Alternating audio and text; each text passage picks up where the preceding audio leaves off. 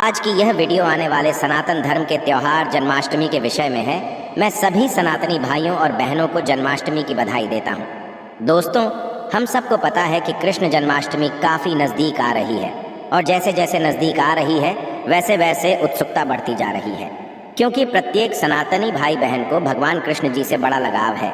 वह सबके प्रिय हैं और सबका कल्याण करने वाले हैं। तो चलिए बात करते हैं इस खास दिन यानी कृष्ण जन्माष्टमी की। दोस्तों, कई हजार सालों पश्चात 7 सितंबर 2023 को बहुत ही दुर्लभ और अद्भुत संयोग बनने जा रहा है, क्योंकि इस दिन अष्टमी का पावन पर्व पड़ रहा है। दोस्तों, इस दिन राज योग, अमृत सिद्धि योग, साथ ही धन लक्ष्मी योग जैसे कई सारे योग बन रहे हैं और इस समय भगवान कृष्ण सबसे अधिक प्रसन्न होते हैं। यानी आप भगवान से इस दिन जो भी मांग ले वह आपकी हर इच्छा भगवान कृष्ण शीघ्र ही पूरी कर देंगे। वही दोस्तों, कृष्ण भगवान को प्रसन्न करने के लिए जन्माष्टमी पर कुछ खास उपाय ज़रूर करने चाहिए, जो कि आपकी किस्मत बदल सकते हैं और आपको मालामाल बना सकते हैं। यदि आप भी अपने जीवन में भगवान कृष्ण की कृपा पाना चाहते हैं तो इस वीडियो को लाइक करके कमेंट में राधा कृष्ण लिखना ना भूलें। दोस्तों, आज की इस बेहद ही सुंदर वीडियो में आपसे बात करेंगे कृष्ण जन्माष्टमी वर्ष 2023 में कब मनाई जाएगी, किस दिन आप जन्माष्टमी का व्रत रखेंगे और कृष्ण जन्माष्टमी की पूजा का शुभ मुहूर्त क्या रहेगा। इसके अलावा हम आपको बताएंगे कि जन्माष्टमी के व्रत का पारण किस समय किया जाएगा और जन्माष्टमी की संपूर्ण पूजा विधि क्या है। इस दिन में कौन से उपाय हैं जिसको करने से आपकी किस्मत चमक जाएगी और आपकी मनोकामना पूरी हो जाएगी। दोस्तों, यह पर्व भगवान श्री कृष्ण जी के जन्मोत्सव के रूप में मनाया जाता है। भगवान श्री कृष्ण का भादु मास के कृष्ण पक्ष की अष्टमी तिथि को रोहिणी नक्षत्र में हुआ था और उनके जन्म के दिन को आज भी काफ़ी धूमधाम से मनाया जाता है। दोस्तों, जन्माष्टमी के दिन भगवान कृष्ण की आरती रात यानी 12 बजे की जाती है और घंटे घड़ियाल बजाकर उनके जन्म की बांटी जाती है। दोस्तों, जन्माष्टमी का मथुरा और वृंदावन में बहुत ही धूमधाम से मनाया जाता है। खासकर मंदिरों और घरों में लोग बाल गोपाल के जन्म का उत्सव का आयोजन भी करते हैं और बाल गोपाल के लिए पालकी भी सजाते हैं। ऐसी मान्यता है कि भगवान विष्णु जी ने धर्म की स्थापना करने के लिए श्री कृष्ण जी के रूप में जन्म लिया था और इस दिन पर धारण कर श्री कृष्ण जी का स्मरण करना अत्यधिक फलदायी होता है। दोस्तों, शास्त्र में जन्माष्टमी के वक्त को वक्त का राजा भी गया है। भविष्य में इसके संदर्भ में उल्लेख है कि जिस घर में यह व्रत किया जाता है वह अकाल मृत्यु, गर्भपात, दुर्भाग्य तथा कलह से पीड़ित नहीं होता है और जो भी इस व्रत को एक बार कर लेता है वह दुनिया के सभी सुखों को भोग कर विष्णु लोक में निवास करता है। दोस्तों, इस दिन लोग पूरा दिन भर उपवास रखते हैं।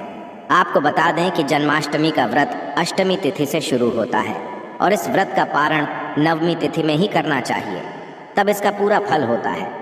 और जो लोग इस व्रत को रखें उन्हें सुन ले कि रात में हल्का व सात्विक भोजन करना चाहिए, साथ ही ब्रह्मचर्य का पालन करना चाहिए। दोस्तों, जन्माष्टमी के व्रत के दिन कुछ लोग निर्जला रहते हैं तो वही कुछ लोग फलाहार करके भी इस व्रत को पूरा कर सकते हैं। दोस्तों, जन्माष्टमी के दिन प्रातःकाल जल्दी उठकर स्नान आदि कर स्वच्छ वस्त्र धारण करें।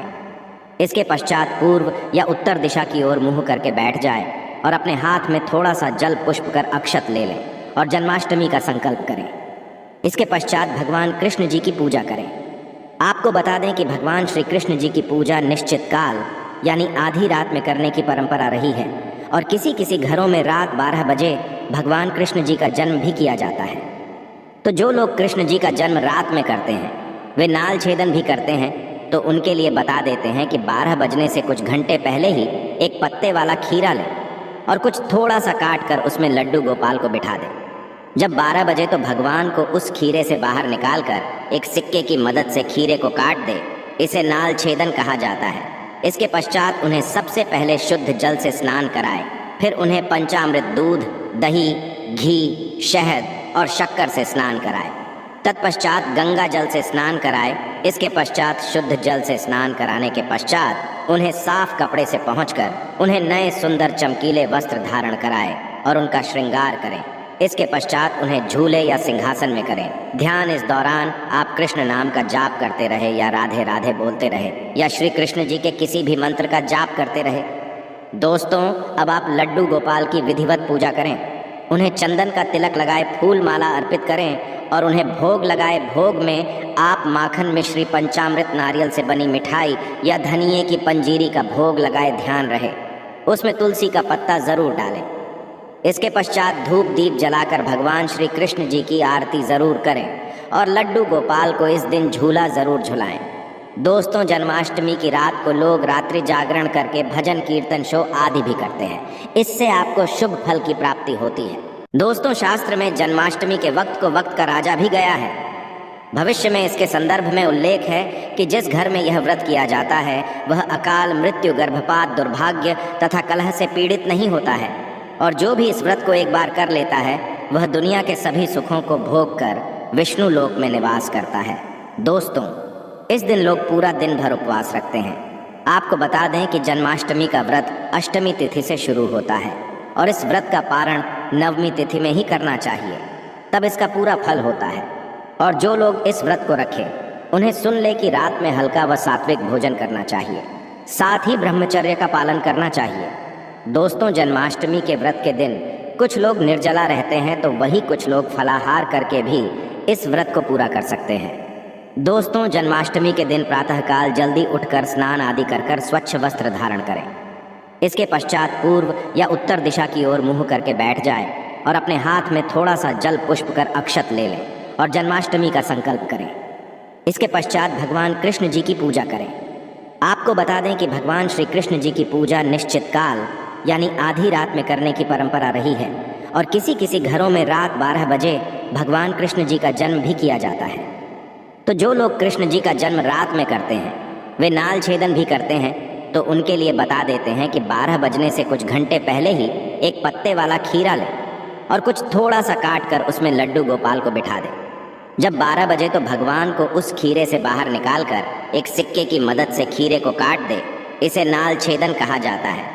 इसके पश्चात उन्हें सबसे पहले शुद्ध जल से स्नान कराए, फिर उन्हें पंचामृत दूध, दही, घी, शहद और शक्कर से स्नान कराए। तत्पश्चात गंगा जल से स्नान कराए। इसके पश्चात शुद्ध जल से स्नान कराने के पश्चात उन्हें साफ कपड़े से पहुंचकर उन्हें नए सुंदर चमकीले वस्त्र धारण कराए और उनका श्रृंगार करें। इसके पश्चात उन्हें झूले या सिंहासन में करें। ध्यान इस दौरान आप कृष्ण नाम का जाप करते रहे या राधे राधे बोलते रहे या श्री कृष्ण जी के किसी भी मंत्र का जाप करते रहे। दोस्तों, अब आप लड्डू गोपाल की विधिवत पूजा करें। उन्हें चंदन का तिलक लगाए फूल माला अर्पित करें और उन्हें भोग लगाए भोग में आप माखन मिश्री पंचामृत नारियल से बनी मिठाई या धनिये की पंजीरी का भोग लगाए ध्यान रहे। उसमें तुलसी का पत्ता ज़रूर डालें। इसके पश्चात धूप दीप जलाकर भगवान श्री कृष्ण जी की आरती ज़रूर करें और लड्डू गोपाल को इस दिन झूला ज़रूर झुलाएं। दोस्तों, जन्माष्टमी की रात को लोग रात्रि जागरण करके भजन कीर्तन शो आदि भी करते हैं। इससे आपको शुभ फल की प्राप्ति होती है। आपको बता दें, कुछ लोग रात्रि की पूजा के पश्चात ही अपने व्रत का पारण करते हैं और कुछ लोग अगले दिन सूर्योदय के पश्चात ध्यान रहे कि आप प्रसाद खाकर ही अपने व्रत का पारण करते हैं। तो दोस्तों, चलिए अब जानते हैं कि वर्ष 2023 में का पर्व को कब मनाया जाएगा। तो आपको बता दें कि कृष्ण पक्ष की अष्टमी तिथि इस बार 6 सितंबर को पड़ रही है।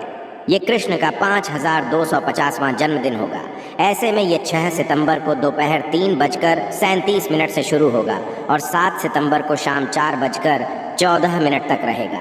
दोस्तों, इस दिन सुबह 9:20 से रोहिणी नक्षत्र शुरू होगा। ऐसे में ग्रस्त सितंबर और वैष्णव संप्रदाय के लोग 7 सितंबर को इस त्यौहार को मनाएंगे। दोस्तों, पूजा के लिए इस बार शुभ मुहूर्त 40 मिनट का है, जो कि 12:02 से 12:48 तक रहेगा। ऐसे में इस दिन रोहिणी नक्षत्र का संयोग भी बन रहा है।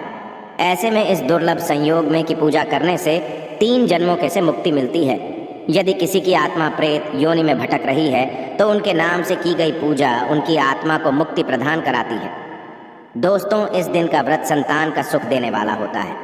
ऐसे में इस बार का व्रत करना ना भूलें।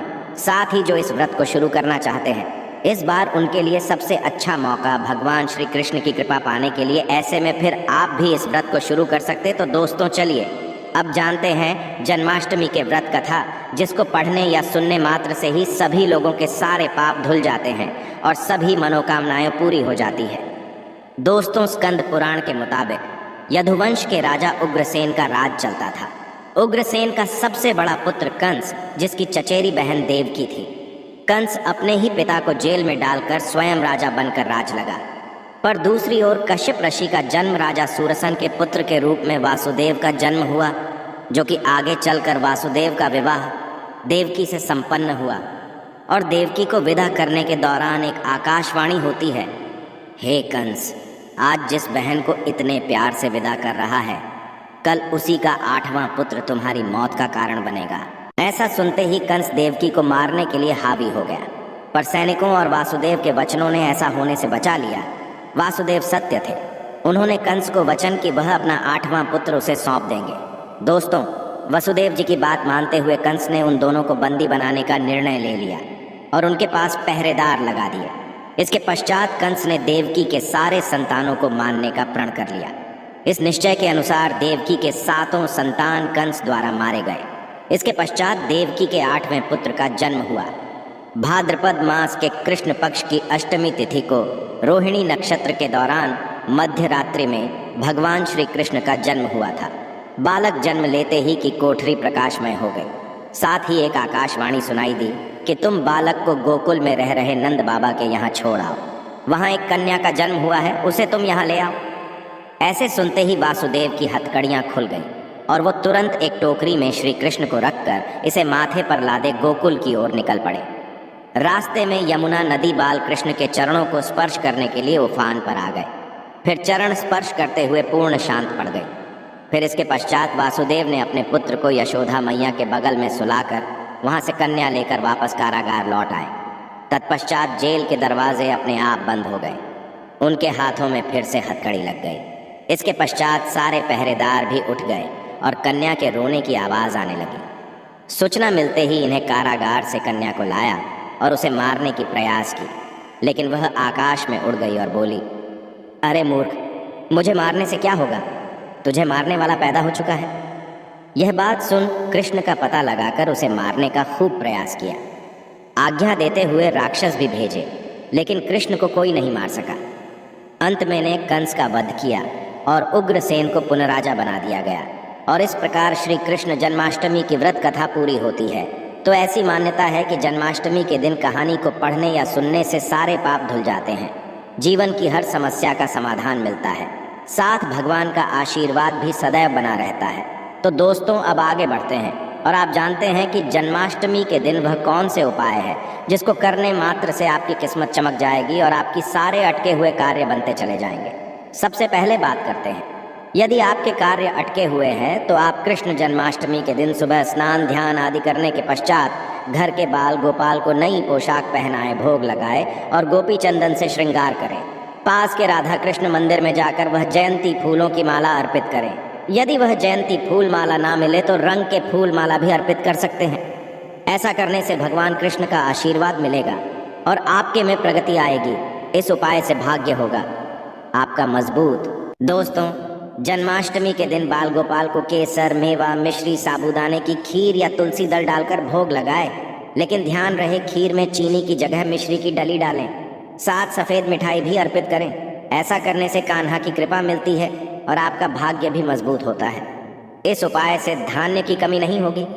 दोस्तों, सुख समृद्धि के लिए जन्माष्टमी के दिन बाल गोपाल की पूजा करते समय एक पान का पत्ता भी अर्पित करें। फिर पत्ते पर दूर से श्री हरि लिखें। फिर रोज उसको पूजा करने के पश्चात जहाँ पैसा रखते हैं वहाँ रख दें। ऐसा करने से घर में धन धान्य की कमी नहीं होती है और धन संबंधी समस्या नहीं होती। इस उपाय से मिलेंगे आपको शुभ समाचार। दोस्तों, जन्माष्टमी के दिन गाय और उसके बछड़े की सेवा करें, आशीर्वाद लें। इसके साथ ही गाय और उसके बछड़े की मूर्ति भी लेकर आए और बाल गोपाल के पास मूर्ति को रखकर उसकी पूजा करें। ऐसा करने से भगवान कृष्ण की कृपा जल्द शुभ समाचार सुनने को मिलती है। इसके पश्चात गाय और बछड़े की मूर्ति को ईशान कोण में रखना स्थान माना गया है।